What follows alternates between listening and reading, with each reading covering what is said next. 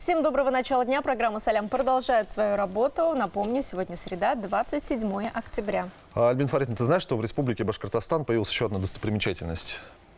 По крайней мере, все гости, когда приезжают в республику, им все показывают Центр управления республикой, регионом. Казахи недавно, помнишь, говорили, мы хотим перенять этот ваш уникальный опыт.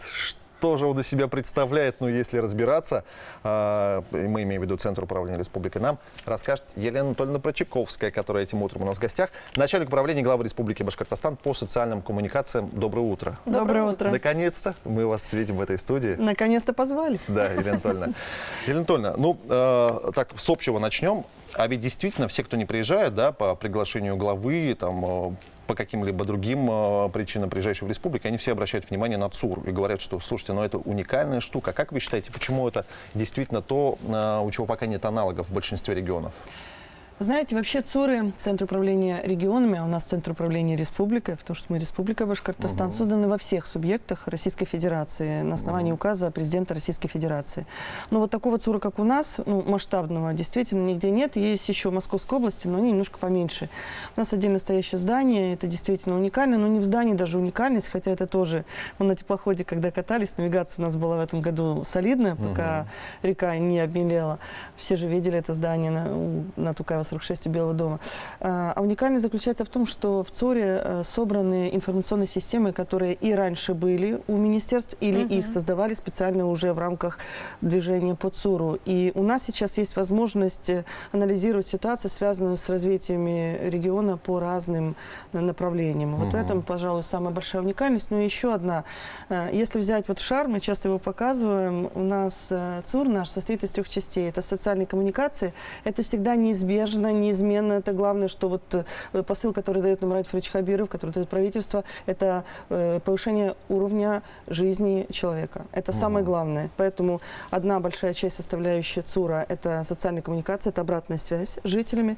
Вторая часть, это информационные. Нужно рассказывать о том, куда двигается республика, нужно рассказывать, как решаются проблемы, нужно рассказывать, какие проблемы, какие векторы движения. И третья часть, она уникальна, это экономическая аналитика. Это экономическое обоснование движения республики. Такого нигде нет, поэтому в ЦУРе, в Центре управления Республики Башкортостан, у нас помимо нашего блока управления главы по социальным коммуникациям, и мы являемся частью федерального ЦУРа, у нас есть федеральные ставки, мы одной командой работаем, и в нашем коллективе прикрепленные министерские коллеги, это вот одна часть. У нас есть еще корпорация развития, Центр стратегических разработок и Министерство экономического развития. То есть вот эта вот третья экономическая составляющая сейчас вот представлена такими вот солидными, ну и министерствами, солидными организациями, которые позволяют сублимировать вот это направление. То есть это такой масштабный, гигантский механизм, который работает ради конкретной четкой цели повысить комфорт и качество жизни Совершенно населения. верно. Но Единственный вопрос, Альбина Фаритовна, как вы все это в голове держите, Елена Анатольевна? Это же а мне кажется, Елена живет в этом, ей несложно держать. Вы знаете, я держу в уме, ну, не столько все, у меня вот в руках телефон, я же знаю, что вы будете сейчас вопросы задавать. На самом деле, все это возможно только благодаря одному единственному команде. Это я не перестаю тоже говорить, потому что команда на самом деле великолепная. И, ну, мы такие все ненормальные, подбираемся, я не знаю, каким образом, наверное, Всевышний так распоряжается. Поэтому не одна, ну, а телефонная помощь. Но сколько человек работает? Команда большая? Ну, у нас вот в блоке социальных коммуникаций нас 100 человек, но цифра это 35 федеральных ставок, министерские прикрепленные и управление главы по социальным коммуникациям. Дополнительных ставок с введением ЦУРа у нас никаких нет. Мы просто собрали все в одном месте. Все те, кто раньше работал, они просто собрались в одну команду. Верно. Елена Анатольевна, что реально изменилось с появлением ЦУРа в Республике Башкортостан для жителей региона? Вы знаете, больше, наверное, стало... Ничего такого глобального вот не поменялось, потому что мы как работали раньше, так и работаем неизменно. Может быть, стало больше собранной информации в одном месте, скажем так, да, и она концентрированнее. И плюс ко всему то, что мы работаем с министерскими вместе, нам позволяет оперативно и быстро решать, коммуницировать, общаться и так далее. И раньше не было проблем с сообщением, но когда вот так вот глаза в глаза, все же гораздо быстрее решается. Ну и оперативно информировать население, это же тоже основная задача. Вы знаете, мы не информагентство, я тоже частенько это говорю, мы не заменим собой... Аналитика, сводки, вот, цифры. Совершенно верно, вы правы, Альбина, совершенно верно. Аналитика того, что происходит. Мы не Башинформ, мы не БСТ, мы не ГТРК, мы являемся отдельной структурой, в рамках которой есть и информирование. Но информирование больше, знаете, какое. Например, вчера вот у нас стримы были, мы частенько стали стримы проводить в прямом эфире на наших страницах, и уже СМИ подхватывают их, когда необходимо. Когда горели леса, у нас стримы были про то, что нужно сделать, куда нужно обратиться, как стать волонтером, если люди хотят уехать, помогать, чтобы это все было не хаотично, не стихийно. Сейчас у нас вот достаточно большое количество времени. У нас наш Госкомитет по чрезвычайным ситуациям и МЧС России по Республике Башкортостан, мы проводили каждое утро в 8:30 и в 9 часов стримы вот на тему лесных пожаров, затем на тему происшествий. Сейчас мы поменяли немножко тактику. У нас тема отопления, потому что она сейчас наиболее актуальна, тем более счета начнут выставлять. Куда обращаться, если отопление? Почему 1/8? Если заплатили в сентябре, почему в сентябре платили, если один день всего было отопление, например? Почему за целый месяц заплатили? Вот вы знаете, почему надо платить в сентябре? Мы, к сожалению, не задавались этим вопросом. Знаете, я не знаю почему, но у меня другой вопрос. А как ЦУР может помочь людям, которые обращаются с подобными вопросами? Ну вот смотрите, если говорить про УФУ, создан оперативный штаб, я являюсь частью штаба. Да. У нас, во-первых, инцидент-менеджмент, система, в которой мы работаем, она является частью, как и раньше, представительства есть в каждом районе, в каждом министерстве. То есть есть жалоба, мы ее оперативно отправили. Если нужно собрать совещание, например, с районами и с министерствами, мы это сшиваем, поскольку мы управление главы, у нас по статусу и по положению мы имеем право. Вот. То есть мы помогаем решать вопросы и частенько бываем нитью связующей. А если говорить точечно какие-то, холодные воздушные батареи, все же у людей. Есть глобальные вопросы, швы там в домах, есть вопросы такие вот личного характера, надо воздух стравить где-то. Передаем информацию оперативно. Что ж, иногда люди не могут напрямую обратиться в управляющую компанию, где-то трубку не взяли, где-то не знают.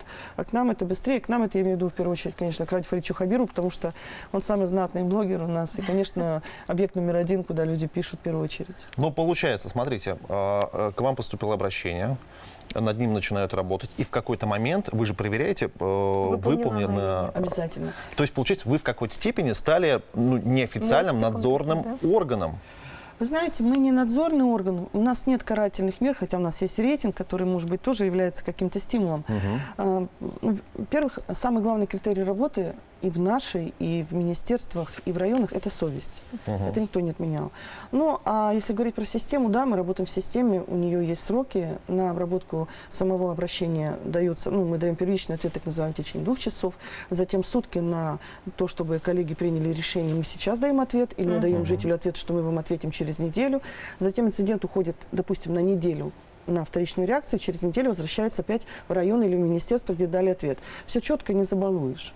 Это же здорово. Ходят слухи, что это самый эффективный способ получить обратную связь и решить свой вопрос. Вы знаете, в этом и минусы есть. Потому что, в первую очередь, для жителей органы местного самоуправления должны быть и мамой, и папой, и сестрой, и братом, в первую очередь, в первом приближении. 131 федеральный закон, органы местного самоуправления должны обеспечить и уровень жизни и так далее.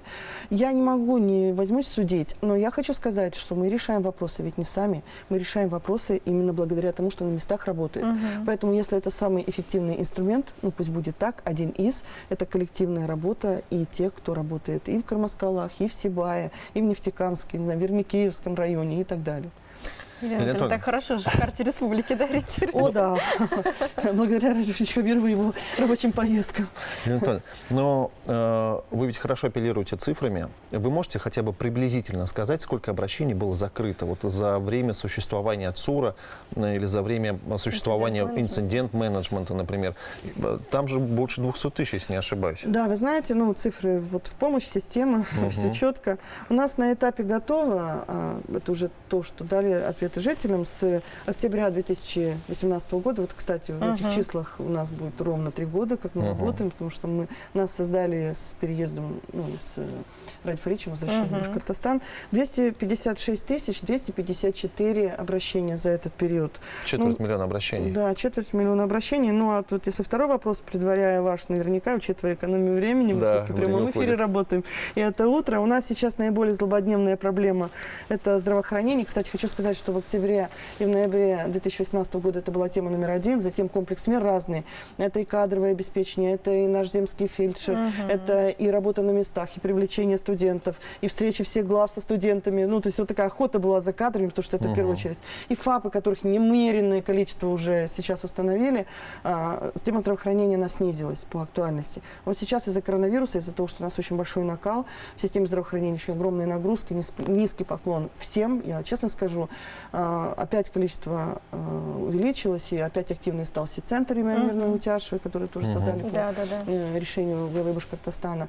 Везде звонков много, обращений много. У нас сейчас по теме здравоохранения за последний месяц, вот с 1 октября по эти числа, 3536 обращений вот сейчас для сравнения. И отдельно по коронавирусу 2273 еще дополнительно. Это вот более 5000 у нас обращений, даже 6 с копеечками, вот сейчас если брать медицину в целом.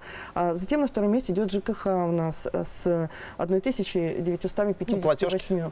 Платежки, почему начали платить и так далее. Кстати, по 1,8 все-таки скажу, что польза была от моего пребывания здесь. Если жители заплатили в сентябре, значит, они не будут платить в мае, потому что мы платим по 1,8. Это касается и тех, кто платит по нормативу. Даже если в мае будут топить и подавать тепло до конца месяца. Так, 354 постановление Российской Федерации устроено, что мы платим за 8 месяцев. Поэтому первый месяц заплатили, все, в мае уже не платим. Поэтому, уважаемые жители, вот это добрая, хорошая информация для тех, кто переживал за эту тему. Хорошо, что нам хотя бы, понимаешь, об этом рассказали, да, сейчас, потому что... Вы заходите на страницу ЦУРа, без это сейчас новости. Не пиар, да, это наши совместные новости, опять же, с министерствами, с комитетами, с районами.